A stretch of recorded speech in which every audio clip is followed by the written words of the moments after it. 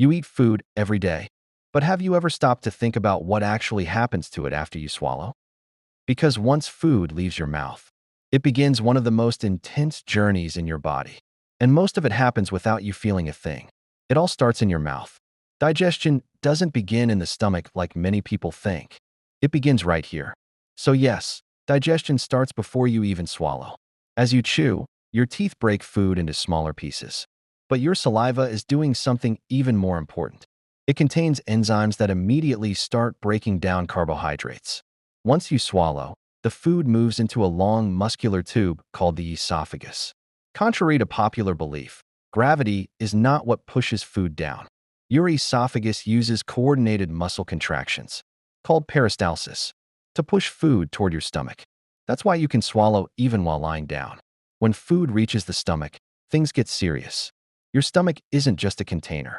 It's a powerful mixing chamber filled with acid strong enough to break down food and kill many harmful bacteria. This acid helps turn food into a thick, semi-liquid mixture called chyme. But here's something surprising.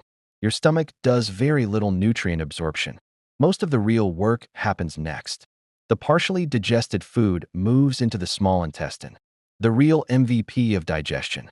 Despite its name, the small intestine is actually very long, about 6 meters. This is where your body absorbs proteins, fats, carbohydrates, vitamins, minerals. The inner lining is covered in tiny finger-like projections called villi, which massively increase surface area.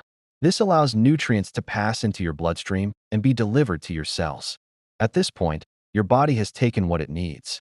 What's left moves into the large intestine. The large intestine doesn't absorb nutrients. It absorbs water and electrolytes. This is why dehydration or diarrhea can make you feel weak so quickly. Helpful gut bacteria live here too.